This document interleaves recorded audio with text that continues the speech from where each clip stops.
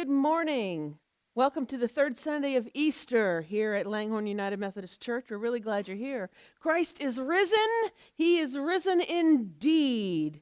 Next week, we will be observing Native American Ministry Sunday that normally would be this week, but we're going to do it next week.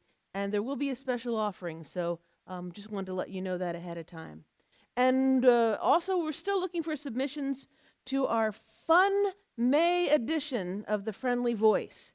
We're looking for some riddles and jokes, color pages for all ages, and anecdotes and poems, and maybe some short stories that you've written. You know, the fun things you've been doing during the lockdown. Tell us about what you've been doing.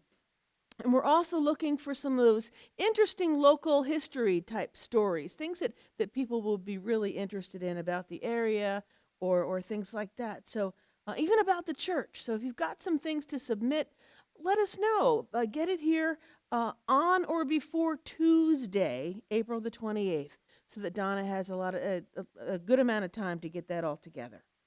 So we're looking forward to reading all of that and to hearing from you. So at this time, I'd like you to stand and wherever you are and pass the peace to those around. Peace be with you.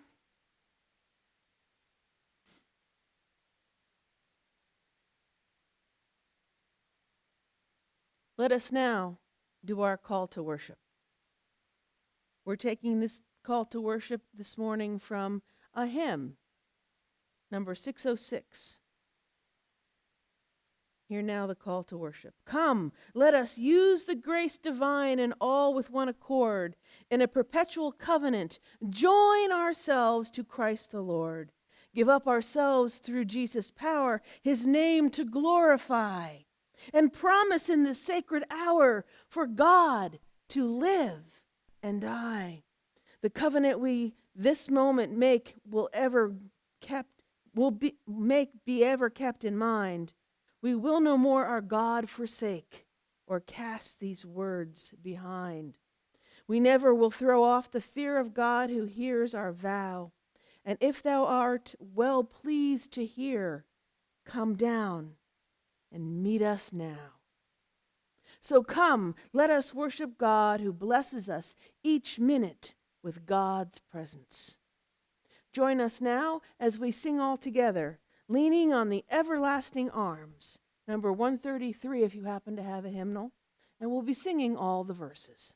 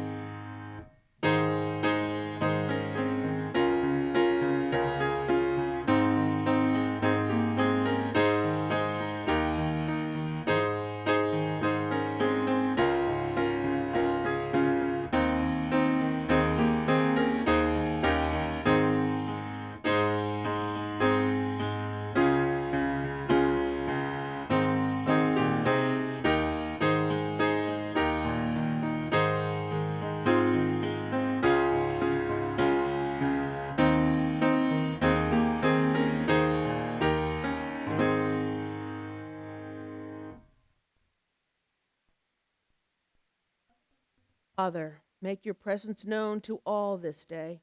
You have guided your people throughout history, through good and bad. Continue to guide us in our thoughts and steps and lead us in the way of Christ as we heed the lessons we are given in the exemplary life of this church's foundation, that rock upon which we have all come together to be the church. We ask this in Jesus' holy name. Amen. Teacher and Father God, your scriptures are meant for us to know you better, to teach us the lessons for life, and to use when looking to make those decisions that will make a difference to you, your children, and to all creation. Bless the reading and the hearing of your word today, O Lord. Bless all those who hear it with ears to hear, hearts to listen, and spirits to act on your behalf in the world. In Jesus' name we pray. Amen. Our apostolic New Testament lesson comes from Acts chapter 2, verses 14a, and then skipping to 36 to 41. Hear now these words. But Peter, standing with the 11, raised his voice and addressed them. Therefore, let the entire house of Israel know with certainty that God has made him both Lord and Messiah, this Jesus, whom you crucified. Now, when they heard this, they were cut to the heart and said to Peter and to the other apostles, Brothers, what should we do? Peter said to them, Repent and be baptized, every one of you, in the name of Jesus Christ, so that your sins may be forgiven, and you will receive the gift of the Holy Spirit. For the promise is for you, for your children, and for all those who are far away, everyone whom the Lord our God calls to him. And he testified with many other arguments and exhorted them, saying, Save yourselves from this corrupt generation. So those who welcomed his message were baptized, and that day about 3,000 persons were added. Here ends the reading of the Epistle New Testament lesson. Our other Epistle New Testament lesson comes from 1 Peter chapter 1, verses 17 to 23. Hear now these words. If you invoke as Father the one who judges all people impartially according to their deeds, live in reverent fear during the time of your exile. You know that you were ransomed from the futile ways inherited from your ancestors, not with perishable things like silver or gold, but with the precious blood of Christ, like that of a lamb without defect or blemish. He was destined before the foundation of the world, but was revealed at the end of the ages for your sake. Through him you have come to trust in God, who raised him from the dead and gave him glory, so that your faith and hope are set on God. Now that you have purified your souls by your obedience to the truth, so that you have genuine mutual love, love one another deeply from the heart. You have been born anew, not of perishable, but of imperishable seed, through the living and enduring Word of God. Here ends the reading of this epistle lesson. And our gospel lesson today comes from the Gospel of Luke, chapter 24, verses 13 through 35. Hear now these words. Now on that same day, 2 of them were going to a village called Emmaus, about 7 miles from Jerusalem, and talking with each other about all these things that had happened. And while they were talking and discussing, Jesus himself came near and went with them, but their eyes were kept from recognizing him. And they said to him, What are you discussing with each other while you walk along? And they stood still, looking sad. Then one of them, whose name was Cleopas, answered him, Are you the only stranger in Jerusalem who does not know the things that have taken place there in these days?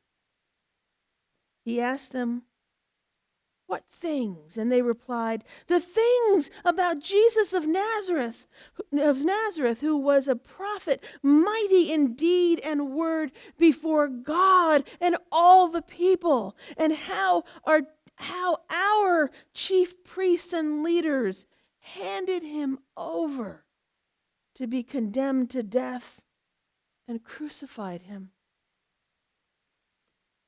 But we had hoped that he was the one to redeem Israel. Yes, and besides all this, it is now the third day since these things took place. And moreover, some women of our group astounded us. They were at the tomb early this morning, and when they did not find his body there, they came back and told us that they had indeed seen a vision of angels who had said that he was alive. Some of those who were with us went to the tomb and found it just as the women had said, but they did not see him. Then he said to them, "Oh, how foolish you are, and how slow of heart to believe all that the prophets have declared. Was it not necessary that the Messiah should suffer these things and then enter into his glory?" Then, beginning with Moses and all the prophets, he interpreted to them the things about himself in all the scriptures.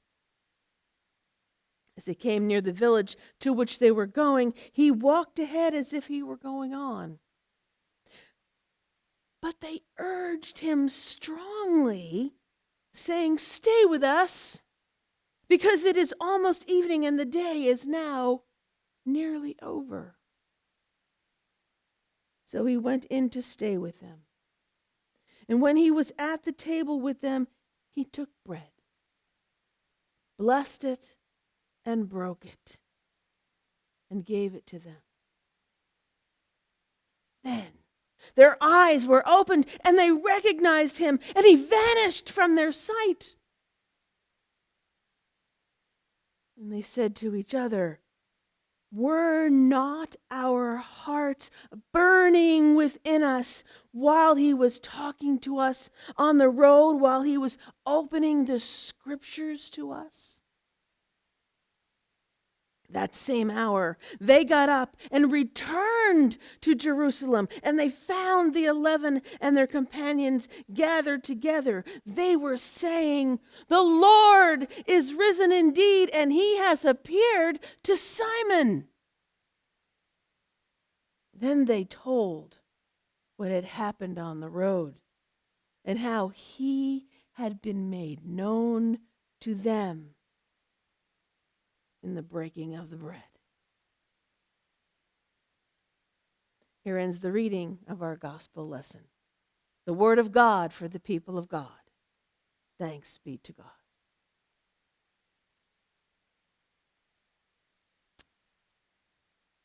My friends, if you've participated in studies about the Gospel of Luke or its namesake, Luke himself, one of the original 12 disciples and apostles, you may know that Luke is assumed to have written the majority, if not all, the Gospel of Luke and the book of Acts, also known as the Acts of the Apostles. He's also said to be a physician, and so Luke was often seen as very, very well educated. And if you look closely, if you study those two Bible books of Luke and Acts that he authored, you just might note that they are very detailed regarding locations and what was said and done. Take our two men on the road to Emmaus. It's still Easter Sunday, and they are reeling about all the things that have happened over the past 3 days. The arrest by their own chief priests and leaders to have Jesus condemned and crucified and put to death. and being astounded by the claim of the women seeing a vision of angels telling them Christ is alive, and the few disciples who went to see for themselves only to find an empty tomb, and indeed Jesus' body was gone. Luke made it very clear that their day's journey in this scripture was 7 miles, a good stretch of the legs for sure. And a lot could be said and shared in a 7-mile walk. And that could be for about an hour and a half to maybe 2 hours, depending on the pace and the nature of the conversation. So it was a fair journey from Jerusalem to Emmaus. And it was a really good time for Jesus to meet with them under the visual filter that prevented them from seeing who this man really was. But strangely, not once does Luke say that the men asked Jesus for his name, nor does Jesus offer them a name. The men, though, in their conversational hospitality, bring Jesus up to speed in their discussion, but relay a faith issue, telling him, but we had hoped that he was the one to redeem Israel. Yes, and besides all this, it is now the 3rd day since these things took place. And then they went on about the women and the angels and Jesus' body being gone, but that no one had seen him. Now for you and me, having read and knowing the resurrection story and knowing that Christ lives, we can deduce that these 2 gentlemen left a little too soon and were not there to hear the good news. And that having hoped, past tense, hoped that Jesus was the Redeemer, they were feeling a little bit let down and certainly sad, despite the women's claim of the angelic encounter and the missing body. But Christ incognito knew. He knew they would eventually figure out who he was and all that he said, how he made them feel, and what he did in the breaking of bread. Jesus knew they wanted to believe, and so, like Thomas and the other 10 disciples, he made the 2 men witnesses of his resurrection. He removed all doubt, replacing it with joy, and reversed that past tense of hope to a certainty that he was, in fact, the Redeemer. And so Luke has set the foundation for us in his text to see deeper into what was happening on the road to Emmaus, in their home that evening, at the breaking of the bread, and in their hasty 7-mile return that same night to Jerusalem to share the good news with the original 11 disciples and others gathered there together, celebrating the risen Christ. Oh, and by the way, Luke makes a side note that he appeared to Simon too. What? Wait a minute. A side note. One little sentence that says Jesus appeared to Simon. and nothing else? One little sentence? Luke, where are the details that you're so famous for? In this scripture written by Luke, it just seems totally out of character. If we look earlier in Luke 24, verses 1 through 12, he records that after Mary Magdalene, Joanna, Mary, mother of James, and all the other women had relayed the events of the tomb to the 11 disciples, he lets us know that everyone except maybe Peter thought their news to be an idle tale, and they did not believe him. They did not believe them. And Peter, at that point, was said to have sprung up and ran to the tomb, and he saw the linen cloths by themselves, and he returned home amazed at what had happened. But nothing was said then about Peter seeing Jesus until after the two men from Emmaus had joined them, and then right before Jesus appears to all of them that same night. Now, yes, it was an exciting time for all. All were experiencing Christ personally in their presence, so perhaps it wasn't really foremost in their minds about what maybe Peter might have experienced. Maybe the experience Peter had was left out intentionally by Luke. Or maybe Peter decided not to share anything about what went on between him and the risen Christ. Maybe he just elected to keep it private. For the two from Emmaus and many other disciples in that room, dashed hopes needed to be replaced with greater faith and amazing hope for the future with Christ the Savior and Redeemer. But for others, and especially Peter and those other disciples, greater faith was also an issue.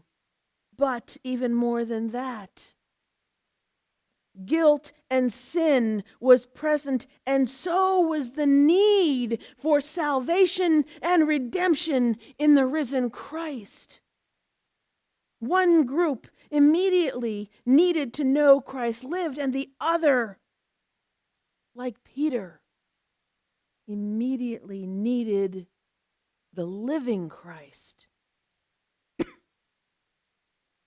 And so Christ appeared and met the immediate and individual needs of all. Given what we know of Peter, I can only imagine what probably transpired between him and Jesus when he first encountered the risen Christ. Here is a man who wanted so very much to be faithful and be the best disciple and friend he could be. And Jesus had already determined that Peter, the rock, would be the one upon whom he would build his church. Living with Jesus, he was the one who tended to ask the questions and even got corrected several times, even scolded for things, especially when he wanted Jesus to consider his options as the Son of God and not go through with the suffering and death just to fulfill a prophecy. Peter was very human. In Luke 22, verses 31 to 34, Jesus warns Peter that he will fail. But he prays that Peter's faith will not fail. He also says that after he has turned back, Peter needs to be strong to strengthen everyone else in faith and love. That's a lot to carry on a pair of shoulders. But also reflecting on this scripture, Wesley reminds us, all of us, even the strongest among us, that we must be on our guard against sin. For, and I quote, "Neither are we wise if we think ourselves out of the reach of any sin." End quote. Luke records here that Peter is ready to go with Jesus to the very end, to prison and to death.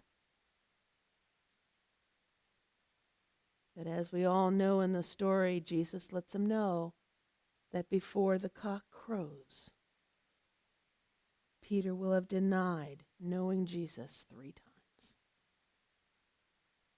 escaping death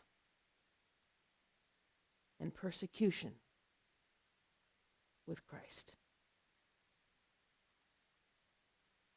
And even in the garden, after those events happened in the upper room, Peter, along with the other disciples, being very human and exhausted from grief, could not stay awake to be with Jesus in his hour of prayer and anxiety.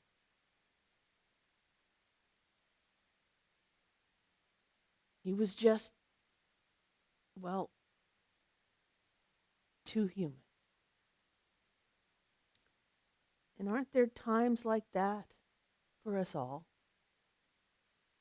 Aren't there times when you want so very much to be your best for someone, and you're just not? You just can't be for whatever reason? And then you grieve because you have convinced yourself you have failed. And you carry that guilt. So with what heavy heart did Peter meet the risen Christ in private? The man whom he loved more than anyone else in the world was alive and standing right in front of him, and the prophecy of his failure was fulfilled.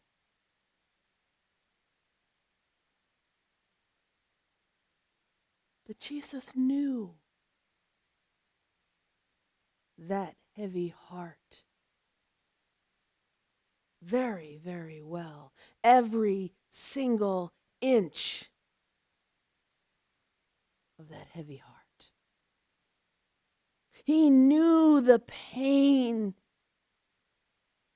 that was standing right in front of him.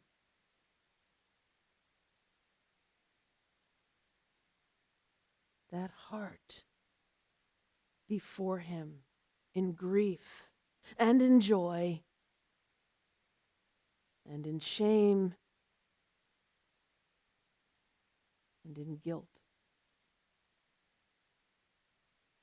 And more than likely, in tears. Jesus could hear Peter's heart saying, "I let you down, Jesus. I failed you. How can I lead? How can I shepherd as you have shepherded us? I'm not worthy, my Lord. I'm so ashamed.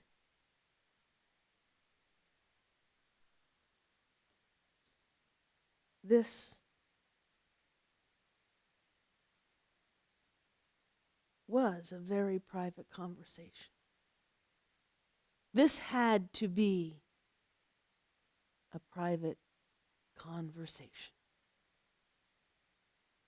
This called for the power and the love and the grace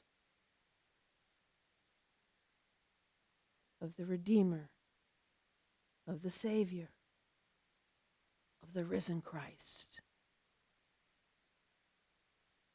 This was Peter's encounter with more amazing grace than he has ever known. This was Peter's time. That one-on-one with Jesus that took away what Peter may have thought to be unforgivable and then made him a new creation in Jesus Christ. This was the time for God, through Jesus Christ, to fully confirm and ordain his role as the leader and foundation of God's holy church. And for God to say to Peter, I know you. I love you. I have faith in you.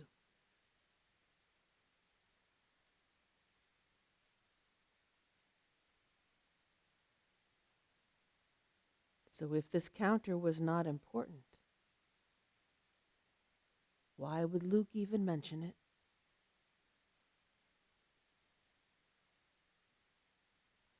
Why is it important to us?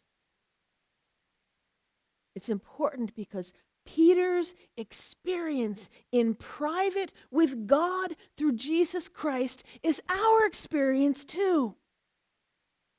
Luke is saying more in that one little part of a sentence.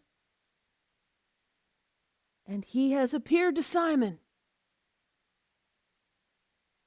than others have said in chapters of books. It's saying that grace is greater than your sin and that God knows you, loves you, and has faith in you no matter what you have done. That you are made free of the burdens of guilt and shame that you carry.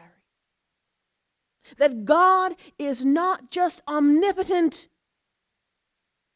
but also intimate and takes time for you alone with him, like God did with Peter. For repentance, forgiveness, guidance, leadership, comfort, strength,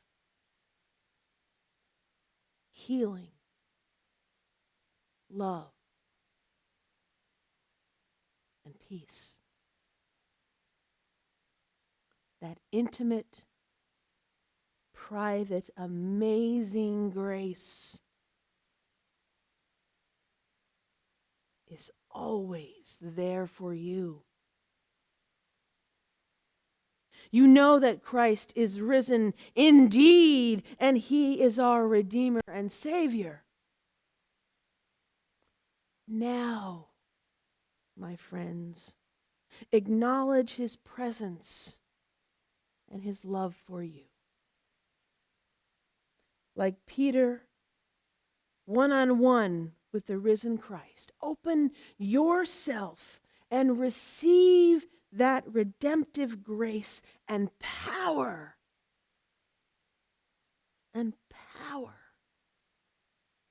of Christ in the knowledge that his grace is greater than your sin and that you are forgiven in his name.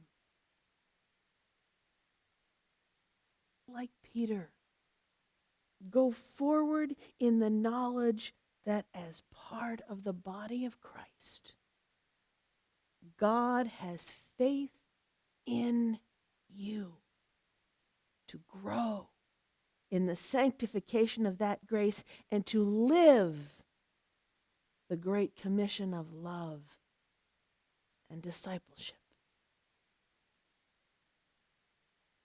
And my friends, always remember that sometimes volumes of details and information can be said in just a few words. And he appeared to Simon. Amen. Let us pray. Great and merciful God, we come to you on behalf of all our brothers and sisters, the church, the world, and ourselves. We hold concerns and joys upon our hearts, and we lift them now to you in our silence at this time.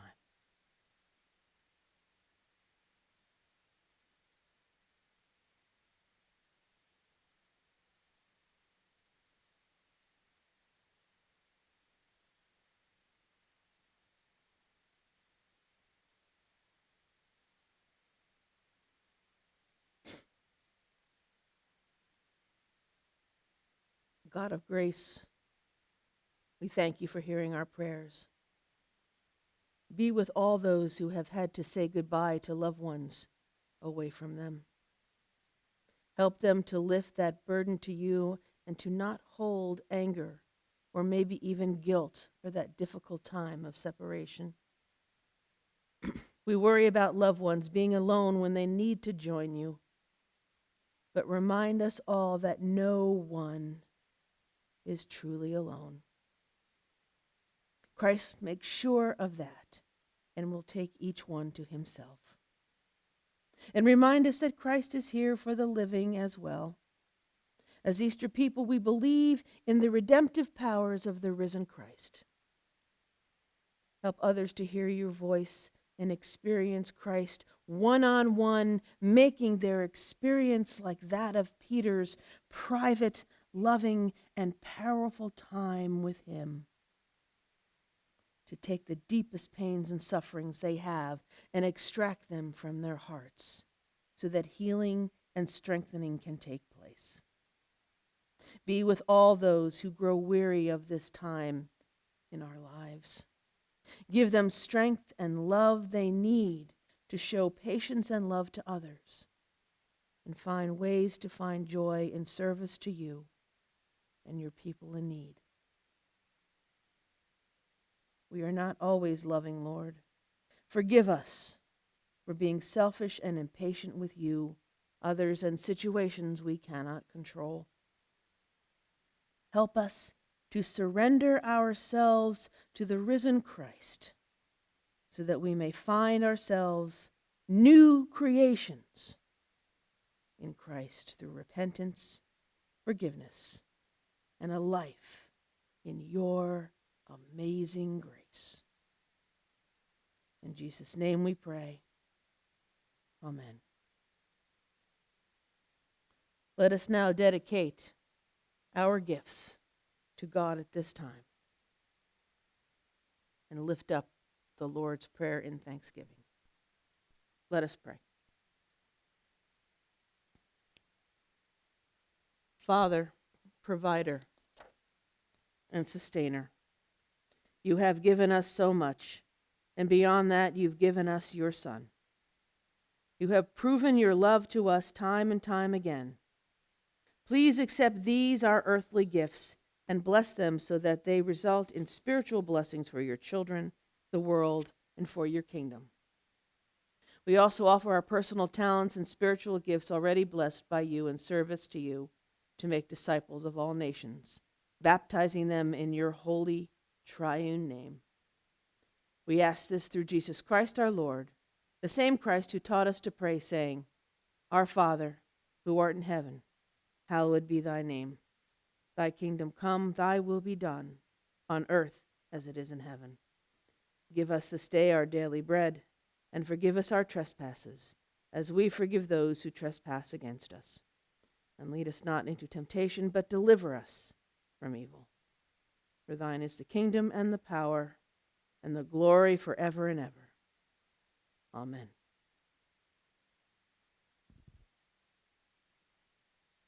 Hear now this benediction, which comes from the third verse of our hymn 606, Come, Let Us Use the Grace Divine.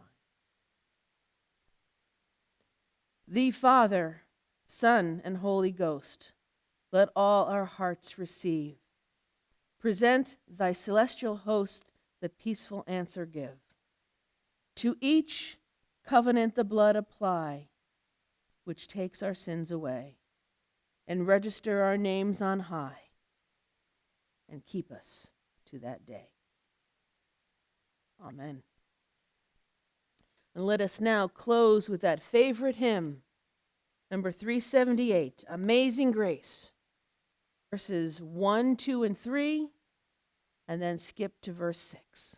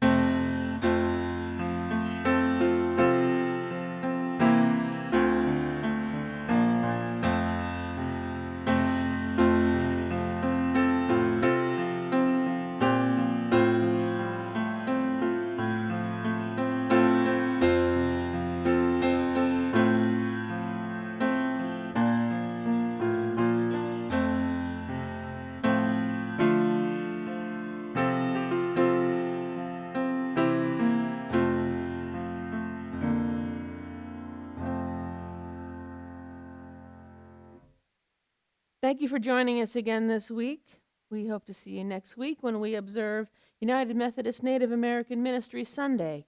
Again, a reminder that there is a special offering, and you can take care of that this week if you like. During the week, you can donate through online giving directly on the United Methodist link. Just Google United Methodist Native American Ministry Sunday, and that should bring you to a place where you can donate, or you can do it through the church. Just make sure that the check that you write out is designated in the memo part for United Methodist Native American Ministries Sunday. Have a wonderful week. Stay home, stay healthy, stay safe. Know that you are loved and that you are definitely not alone. Take care. God bless you all. And thank you for being here with us this morning.